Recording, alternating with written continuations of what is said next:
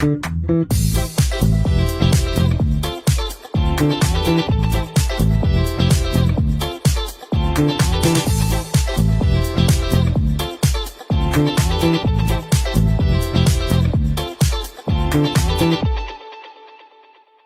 খবরে আমি মৌসুমী রয়েছি আপনাদের সঙ্গে। শুরু করছি আজকের খেলা আর খেলা। নিবেদন করছে সংবাদ প্রতিদিন। ময়মনসিংহ এর পর ইস্ট বেঙ্গল দলে নিল Punjab FC Spanish midfielder Danny র্যামিরেজকে। গত মৌসুমে পাঞ্জাবের হয়ে দুরন্ত ফুটবল খেলেছিলেন বছর 33 এই মিডিও। আইএসএল 13 ম্যাচে 4 গোলের পাশাপাশি 2টি অ্যাসিস্ট রয়েছে তার নামের পাশে। এছাড়াও আগামী মৌসুমের জন্য প্যালেস্টাইন মিডফিল্ডার মোহাম্মদ রশিদকে ধরে রাখতে সক্ষম হয়েছে ক্লাব। চুক্তি বৃদ্ধি করেছে গোলরক্ষক প্রভসুকান গিলো। দলে নেওয়া হয়েছে এফসি গোয়ার ভারতীয় তারকা বরিস সিংকে, তবে চাপ বাড়ছে ডিফেন্ডার কেভিন সিবলেকে নিয়ে। গত মৌসুমে ইস্ট বেঙ্গল জার্সিতে দুরন্ত ফুটবল খেলা এই আর্জেন্টাইন ডিফেন্ডারের কাছে একাধিক ক্লাবের প্রস্তাব রয়েছে। সেই তালিকায় আইএসএল একাধিক ক্লাবের পাশাপাশি এশিয়ার বিভিন্ন দেশের ক্লাবও রয়েছে।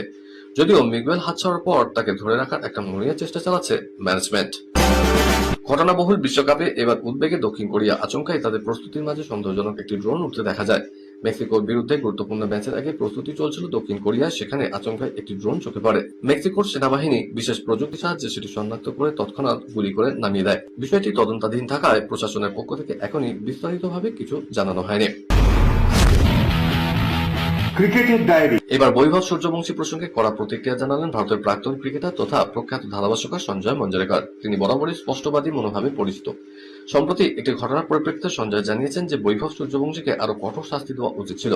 পাশাপাশি সঞ্জয় মঞ্জরেকর এটা বলেছেন, তিনি যদি ভারত এই দলের কোচ হতেন তাহলে বৈভবকে শিক্ষা দেওয়ার জন্য আফগানিস্তান দলের ম্যাচ থেকে বাদ দিতেন। সুপার ওভারে জয়ের পর হালামবাগে ভারতীয় ব্যাটারদের উদ্দেশ্যে উস্কানিমূলক মন্তব্য করেন, যার ফলে বৈভব সূর্যবংশীর সঙ্গে তার প্রায় হাতাহাতি হয়ে গিয়েছে। এই সমগ্র বিষয়টি ধরা পড়েছিল ক্যামেরায়, তারপরেই এটি উঠে আসে আলোচনার কেন্দ্রবিন্দুতে। আগামী ওডিআই বিশ্বকাপের আগে ভারতীয় দলের সমস্ত তারকাদের ভালো ফর্মে দেখতে চান ভক্তরা, কিন্তু ব্যাট হাতে ওডিআই ফরম্যাটে সাম্প্রতিক সময়টা খুব একটা ভালো যাচ্ছে না ভারতীয় দলের প্রাক্তন অধিনায়ক রোহিত শর্মার। চলতি বছরের শুরুতে নিউজিল্যান্ডের বিরুদ্ধে ওডিআই সিরিজে 3 ম্যাচে মাত্র 72 রান করেছিলেন হিটম্যান। এরপর আফগানিস্তানের বিরুদ্ধে সিরিজের শুরুতেও প্রথম ম্যাচে মাত্র 16 রান করে ড্রেসিং রুমে ফিরে যান। ধারাবাহিকভাবে ব্যর্থ হওয়ার পর কি ভারতীয় দলে তাকে সুযোগ দিয়ে যাবেন গৌতম গম্ভীর? এই প্রশ্নেরই জবাব দিয়েছেন ভারতীয় কোচিং টিমের সদস্য সাইরাজ বাহুতুলে।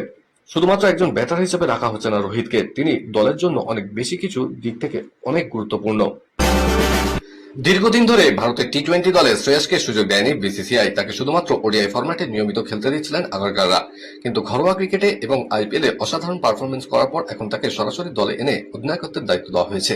টি-20 ক্রিকেটে নতুন যুগ শুরু হতে চলেছে ভারতীয় ক্রিকেটে শ্রেয়সের হাত ধরে। অন্যদিকে জয় পেলেও একেবারে নিজের চেনা ছন্দের ধারে কাছে ছিলেন না সূর্যকুমার। ব্যাট হাতে টি-20 বিশ্বকাপে আইপিএল এর বেশিরভাগ অংশে ফর্ম হাতে বেরিয়েছিলেন তিনি, ফলে দলের স্বার্থে এই কঠিন সিদ্ধান্ত নিতে হয়েছে বিসিসিআই কে। অনেকেই মনে করছেন এরপর তার পক্ষে ভারতীয় দলে প্রত্যাবর্তন করাও এক প্রকার অসম্ভব। খেলার খেলাতে সময় হয়ে গেছে এখন একটা ছোট্ট ব্রেকের। ফিরছি ব্রেকের পর, দেখতে থাকুন খেলা আর খেলা।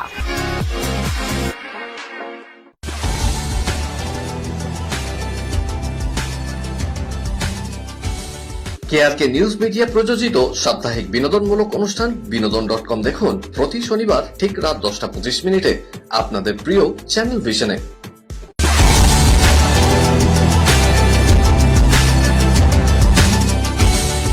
ব্রেকের পর ফিরে এলাম খেলা আর খেলাতে।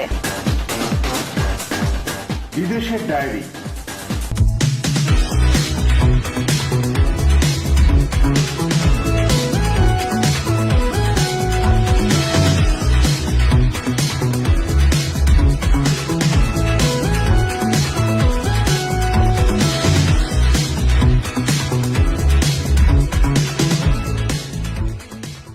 চলতি বিশ্বকাপে গ্রুপ পর্বে ব্রাজিল দ্বিতীয় ম্যাচে নেমেছে আগামীকাল ভোরে 6:30টায় ফিলাডেলফিয়ার লিঙ্কন ফিনান্সিয়াল ফিল্ড স্টেডিয়ামে। প্রতিপক্ষ কনকাকাফ বাছাই পর্ব থেকে মূল পর্বে উঠে আসা ক্যারিবিয়ান দেশ হাইতি, যারা 1974-এ 52 বছর পর দ্বিতীয়বার এই বিশ্বকাপ খেলছে।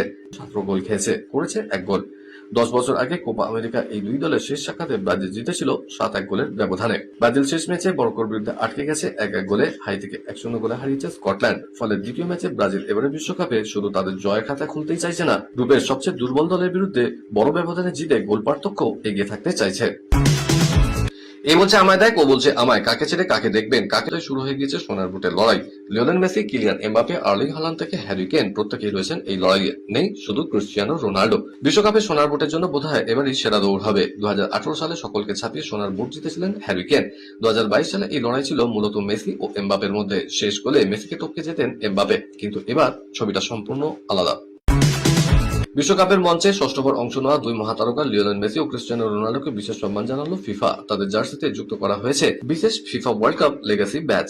সাধারণ ফিফা ব্যাচের নিচে থাকা এই বিশেষ চিহ্নে সোনালী বিশ্বকাপ ট্রফির লোগোর পাশাপাশি রয়েছে দুই ফুটবলারের নাম, জাতীয় পতাকা এবং তাদের বিখ্যাত উদযাপনের ভঙ্গির ছবি।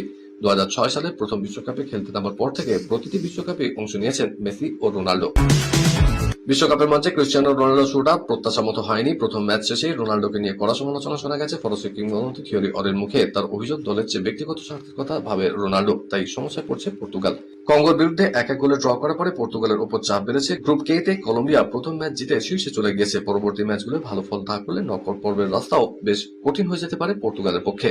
সেই আবহেই ম্যাচ পরবর্তী অনুষ্ঠানে রোনাল্ডোর একটি নির্দিষ্ট মুভমেন্টকে তুলে ধরে সমালোচনা করেন অরি। ক্রিস্টিয়ানো রোনাল্ডো সাজানো মঞ্চের নায়ক বনে গেলেন কঙ্গোর ইওয়ান উইসা। বিশ্বকাপের আগে তাকে নিয়ে কত জোরে আগ্রহ ছিল তা নিয়ে যথেষ্ট সন্দেহ আছে, অথচ সেই উইসার গোলেই যেটা ম্যাচ ড্র করে মাঠ ছাড়তে হলো পর্তুগালকে। 5 বছর আগে ভয়াবহ অ্যাসিড হামলা কার্যত শেষ হয়ে যেতে বসেছিল উইসার জীবন এবং ফুটবল ক্যারিয়ার। চলতে যাওয়া এক জীবন কাহিনী, এমনকি দৃষ্টিশক্তি হারানো নিয়ে আলোচনা চলছে ফুটবল প্রেমীদের মধ্যে। ফিফা আর্জেন্টিনাকে জিতিয়েছেন মেসি, অন্যদিকে রোনাল্ডোর একাধিক সুযোগ নষ্ট ও খারাপ পারফরমেন্সের কারণে কঙ্গোর বিরুদ্ধে 1-1 গোলে ড্র পর্তুগালের। এই ফলাফলের পর এবার চাঞ্চল্যকর মন্তব্য করলেন ব্রাজিলের কিংবদন্তি ফুটবলার রোনাল্ডো নাজারিও।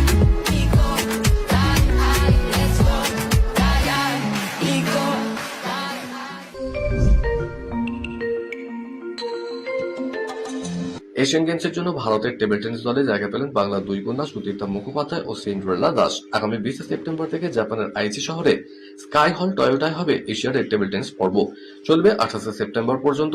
সেখানে জাতীয় মহিলা দলের হয়ে নামবেন সুতীর্থা, সিন্ড্রেলা। তার আগে আরো একটি আন্তর্জাতিক ইভেন্টে ভারতের হয়ে প্রতিনিধিত্ব করবেন তারা। জুলাইয়ের শেষে হতে চলা কমনওয়েলথ জিটি চ্যাম্পিয়নশিপে দুই প্রতিযোগিতার জন্য দল ঘোষণা করেছে ভারতীয় টেবিল টেনিস ফেডারেশন। পুরুষ দলে আছেন মানব ঠাক্কর, মনু শাহ, হরমিত দেসাই, পায়াস জৈন এবং গণশেখরন সাথিয়ান। মহিলা দলে রয়েছেন সুতীর্থা, সিন্ড্রেলা ছাড়াও সৃজা আকুলা, দিয়া চিতালে এবং যশস্বিনী ঘোরপাড়ে। তাৎপর্যপূর্ণ বিষয়, দলে সুযোগ পাননি মনিকা বাত্রা। বিশ্বকাপে অংশগ্রহণকারী দলগুলো তীব্র গরম সামলাতে সকালের দিকে প্রস্তুতি সারছে। তবে আমেরিকায় দুটি ম্যাচের মধ্যে দীর্ঘ বিমানযাত্রার ধকলও সামলাতে হবে খেলোয়াড়দের। এমন পরিস্থিতিতে অভিনব কুলিং ভেস্টের ব্যবহার করে স্পেন। কাপ যুদ্ধের প্রথম দিন থেকে অনুশীলনে এই বিশেষ জ্যাকেট পরেই প্রস্তুতি সারেন লামিলা ইয়ামাল পেড্রিরা। এবার আর্জেন্টিনা শিবিরেও দেখা গেল সেই ভেস্টের ব্যবহার। এই মুহূর্তে ভারতীয় দল ব্যস্ত আফগানিস্তানের বিরুদ্ধে ওডিআই সিরিজ খেলতে। এই ওডিআই সিরিজের সমস্ত তারকা ক্রিকেটার নিজের প্রতিভার ঝলক দেখিয়েছেন, কিন্তু শ্রেয়াস আয়ার যেন নিজের ফর্ম হাতড়ে বেড়াচ্ছেন।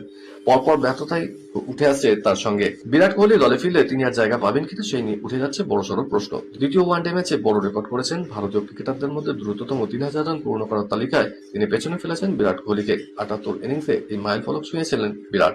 72 ইনিংসে 3000 রান সম্পূর্ণ করে শিখর ধাওয়ানকে ছুঁলেন শ্রেয়াস আয়ার। চলতি বিশ্বকাপে সমস্ত তারকা মাঠে নেমেছেন, কিন্তু তাদের মধ্যে যিনি ফ্লপ তিনি ক্রিস্টিয়ানো রোনাল্ডো। কঙ্গোর বিরুদ্ধে পর্তুগালের 1-1 গোলে ড্রয় ম্যাচে রোনাল্ডোকে সেভাবে মাঠেই দেখা যায়নি। ব্যাকপাস থেকে শুরু করে সহজ সুযোগ মিস, সবকিছুই ছিল তার নামের পাশে। বয়স্কতম হিসেবে চলতি বিশ্বকাপে নেমেছিলেন মেগা টুর্নামেন্টে, একেবারে হতাশ করেছেন ক্রিস্টিয়ানো রোনাল্ডো। কঙ্গোর মতো অপেক্ষাকৃত সহজ প্রতিপক্ষের বিরুদ্ধে CR7 একেবারে নিষ্প্রভ। নিন্দুকরা বলছেন গোটা ম্যাচ পর্তুগাল 10 জনে খেলেছে। এহেন পরিস্থিতিতে চর্চায় উঠে আসছে বিরাট কোহলির 1 বছর বয়সেও রোনাল্ডো অনবদ্য খেলছে। যদিও ফুটবল বোদ্ধারা অধীর আগ্রহে বসে থাকে রোনাল্ডো সমালোচনা করার জন্য। তারা বলে দেয় রোনাল্ডো নাকি শেষ। এখন অবশ্য তারা মুখে কুলু বেটে বসে রয়েছেন। বিরাট বহুদিন ধরেই নিজেকে রোনাল্ডো ভক্ত বলে পরিচয় দেন। তার মতে CR7 এর মতো ফুটবলারকে কোনোদিনই ফুরিয়ে গিয়েছে বলে অভিহিত করা যায় না। পশ্চিমবঙ্গের খেলাধুলায় দীর্ঘদিন ধরে সিন্ডিকেটের ঘুঘু বাসা বেঁধেছে। প্রাক্তন ক্রীড়ামন্ত্রী এই ব্যাপারে কোনো হস্তক্ষেপ না করলেও পালাবদলের পর নতুন ক্রীড়ামন্ত্রী ইন্দ্রনীল খাঁ কিন্তু এই ব্যাপারে যথেষ্ট সচেতন। এই নিয়ে প্রশ্ন করা হলে তিনি জানালেন, নানা ধরনের ইরেগুলারিটিস চলেছে এবং অনেক ক্ষেত্রে টাকা পয়সার মতন গুরুতর বিভিন্ন লেনদেনেরও অভিযোগ উঠে এসেছে এবং দীর্ঘদিন ধরে পশ্চিমবঙ্গের ক্রীড়া ক্ষেত্রে এই সিন্ডিকেটের একটা যে রুল বাসা বেঁধেছে সেটাকে ডেফিনেটলি সেটা ক্লিয়ার করার দায়িত্ব পশ্চিমবঙ্গের মানুষ দিয়েছে আমাদেরকে, এবং মানুষ যে দায়িত্ব দিয়েছেন সেই দায়িত্ব আমরা একদম সিনসিয়ারিটির সাথে এবং সিরিয়াসনেসের সাথে আমরা পালন করব, সে বিষয়ে নিশ্চিত থাকবো। খেলার খেলা আজকের মতো এই পর্যন্তই।